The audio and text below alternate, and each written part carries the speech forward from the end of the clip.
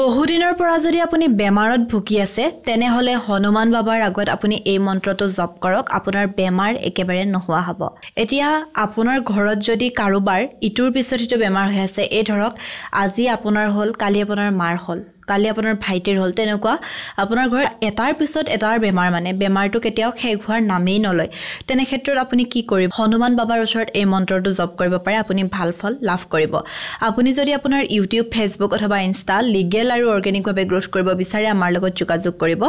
আপুনি আমাৰ পৰা legal views legal subscriber legal followers এই সকলোবোৰ লিগেল আৰু অৰ্গেনিক ভাৱে ল'ব পাৰিব আমাৰ হোৱাটসএপ নম্বৰ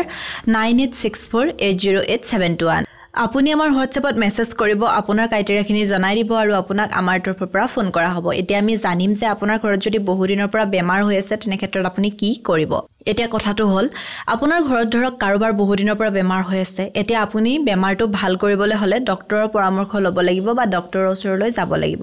কিন্তু কেতিয়াবা আমাৰ এনেকুৱা হয় আমি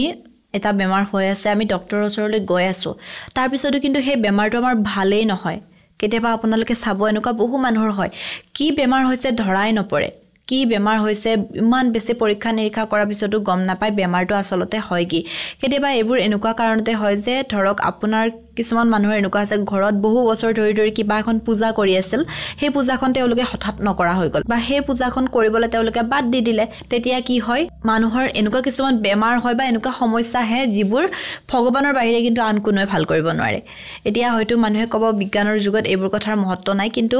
এনেকুৱা ধৰণৰ সমস্যাত ভুগি থকা মানুহবোৰ যেতিয়া আপুনি দেখিব ওচৰৰ পৰা তেতিয়া বুজি পাব যে এই কথাবোৰৰ মহত্ব কিমান গতিকে আপোনালোকৰ এনেকুৱা ঘৰত যদি কিবা ধৰক বহুত বছৰৰ পৰা ধৰি পূজা এখন কৰি আহিছিল যিখন পূজা কৰিবলৈ আপোনালোকে এৰি দিলে সেই পূজাখন আপোনালোকে আকৌ এবাৰ কৰক তেতিয়াও বেমাৰবোৰ কিন্তু নোহোৱা হৈ যায় আপোনালোকে নিজেই গম পায় আপোনালোকে কি কৰিছিল আগতে কি কৰা নাছিল গতিকে পুৰণি দিনৰ পৰা যিবোৰ নীতি নিয়ম ঘৰত চলি আহিছিল সেইবোৰ কিন্তু পালিবলৈ চেষ্টা কৰিব লাগে বা পালিব লাগে নহলে ঘৰখনত বিভিন্ন ধৰণৰ বিসংগতিৰ সৃষ্টি হয় এতিয়া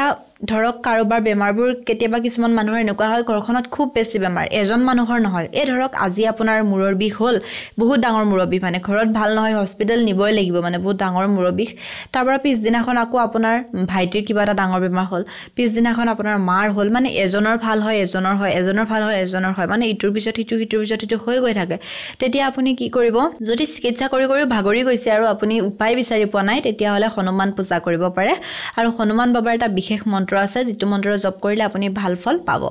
ওম লক্ষণ প্ৰাণ দাত্ৰেই নমঃ এই মন্ত্ৰটো আপুনি 3 বাৰ জপ কৰিব এতিয়া আপুনি কোন দিনাখন কৰিব এতিয়া হনুমান বাবাৰ দিন বুলি ক'লে মঙ্গলবাৰটোক মনা হয় গতিকে আপুনি প্ৰত্যেক মঙ্গলবাৰে এই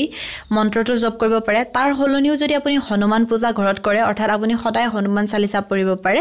লগতে আপুনি কি কৰিব পাৰে ঘৰত এই মন্ত্ৰটো আপুনি সদায় জপ কৰিব পাৰে এতিয়া যে আপুনি কেৱল মাত্ৰ মঙ্গলবাৰে জপ কৰিব তেনেকুৱা ধৰণৰ কথা নাই আপুনি প্ৰত্যেক দিনে